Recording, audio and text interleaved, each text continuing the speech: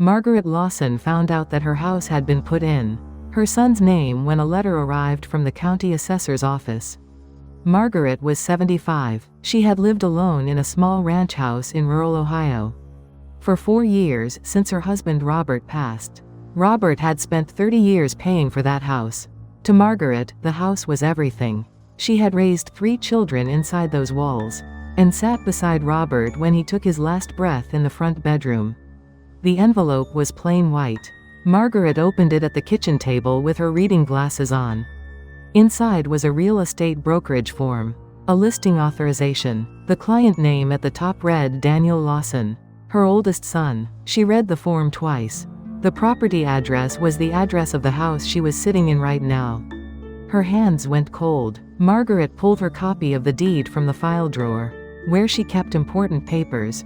When Robert died and the estate was being settled, Daniel had told her that he needed her signature on some paperwork. He said it was routine. He said as the oldest he would hold the title for now, and transfer it back whenever she wanted. She had trusted him. She had not understood what she was signing. The deed showed Daniel Lawson as the sole owner. Margaret set the paper on the table and looked at it for a long time. That afternoon she called Daniel. He answered and said immediately, "Mom, I'm kind of in the middle of something." Then listen fast. "Did you put the house on the market?" A short silence. "It's not final, Mom. I'm just exploring. That house is a lot for you to manage alone. If we sell, I can get you into a really nice facility." "A nice facility? What kind of facility?" "I looked into some assisted living places. Really clean. Good staff." Margaret ended the call. She sat holding the phone for several minutes without putting it down. "Assisted living. Sell the house. While I am standing right here." The next morning her younger son Gary called. His voice was sharp. "Mom, Daniel is trying to sell the house without my consent. I'm looking into whether that's even legal. I have inheritance rights too. He doesn't get to cut me out." Margaret said, "Are you worried about me, Gary, or about the house?" Gary paused. "I'm saying it's not fair for Daniel to take everything." She ended that call too. Her 2 sons were fighting over the house. Daniel wanted to sell it and manage the proceeds himself. Gary wanted his share. Neither of them seemed to have included the fact that their mother was still living inside it. A week later Daniel came in person. His wife Karen came with him. While Karen went to the kitchen to make tea, Daniel sat in the living room and said, "Mom, let's be realistic. This house is old. You can't keep up with it alone. The neighborhood isn't what it used to be. We could get $320,000 for it easy. You'd go into a nice place and I'd take care of the rest of the money." "Take care of the rest? Take care of it for who?" "For you, Mom. I'd manage it. For your retirement." Margaret looked at her son's face for a long time. She thought about feeding him breakfast before school. She thought about driving him to college orientation. Now he was sitting in her living room, telling her he would manage her money for her. "I need you to leave." Daniel blinked. "Mom, leave my house. We're done talking today." Karen appeared in the doorway holding 2 mugs, read the room, and stayed quiet. Daniel stood slowly. "Think about it, Mom. I'm doing this for you." The door closed. Margaret sat alone in the living room. She sat in the chair Robert used to sit in and looked out the window. He used to look through. The yard was bare with early March. The apple tree Robert had planted 30 years ago stood at the back edge of the property. "Where am I supposed to go?" That night Margaret did not sleep. Not because she couldn't, because she didn't want to. She sat with the quiet and thought it through. For a long time. Before 4 in the morning, she made her decision. The next day she drove to an elder law attorney's office in the next town. She told no one. The attorney was a woman in her 50s who listened without interrupting. Margaret asked, "Even if the deed is in my son's name, can he legally remove me from my own home?" "That depends on several factors, including your right of occupancy and how the title transfer was executed. But here is something important. If the title was transferred at the time of your husband's estate without proper consent from all heirs, the transfer may be voidable." "Did your other son sign anything consenting to Daniel receiving the full title?" "I don't believe so." "Then there may be grounds to challenge it.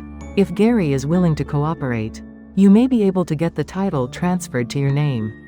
Margaret asked, "How long would that take?" A few months, with the right documentation. That afternoon she called Gary. "Come over. I need to talk to you." When Gary arrived, Margaret laid it out plainly. She told him what the attorney had said. She told him she wanted the title in her own name. "If you help me do this," she said, "I'll handle everything from there." Gary watched her. "What does that mean for me?" "It means thank you when it's done." Gary was quiet for a moment. Then he said, "There's something in it for me eventually, right?" Margaret looked at her younger son the same way she had looked at the older one. He wasn't here for her. He was here for his share. The anger that had been sitting in her chest for 2 weeks was very still now, and very clear. "Sign the papers. I'll say thank you." Gary signed. 2 months passed. Margaret made multiple trips to the attorney's office. Daniel called twice and raised his voice. She told him both times the same thing. "This is my life, Daniel. I'll handle it." The day the title transfer was complete, the attorney printed the updated deed and placed it in front of her. Owner of record Margaret Lawson. Margaret held that paper in both hands for a long moment. The following week she sent a text to each of her sons. "Sunday afternoon. Come to the house. I have something to say." They both came. Daniel brought Karen. Gary came alone. Neither of them looked relaxed. Margaret sat across from them in the living room and said, "The title is back in my name." The two brothers glanced at each other. Daniel started to speak. Margaret raised one hand. "I'm not finished. I'm selling the house." Silence. "I'm selling it, and I'm keeping the money. I'm going to live where I want to live, go where I want to go, and spend what I've earned. I did not spend 30 years in this house. So you could divide it up while I'm still breathing. The money is mine and I will use it."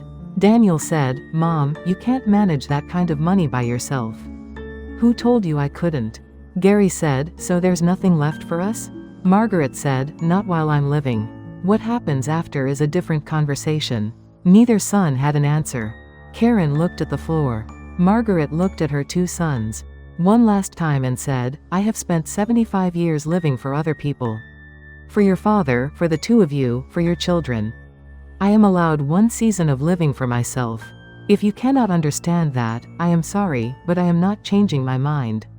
No one argued. Both sons left. Margaret sat alone in the quiet house.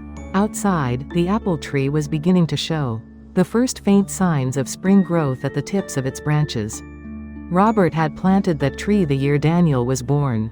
She did not know what would happen to it when she sold the house. A new owner might cut it down. That was not nothing. It would cost her something. But what had nearly cost her everything was the look she had seen in her son's eyes. The waiting, the calculation, the quiet assumption that her role now was simply to finish up and get out of the way. Margaret went to the kitchen and made herself a bowl of soup. She sat down at the table alone and ate it slowly. She had decided. It was hers to decide. And for the first time in a long time, that felt exactly right. If you have ever felt like a problem to be managed, rather than a person to be respected, this story is for you. It is never too late to stand in your own doorway and say, "This is mine." New stories every week on this channel. Please subscribe so you do not miss the next one.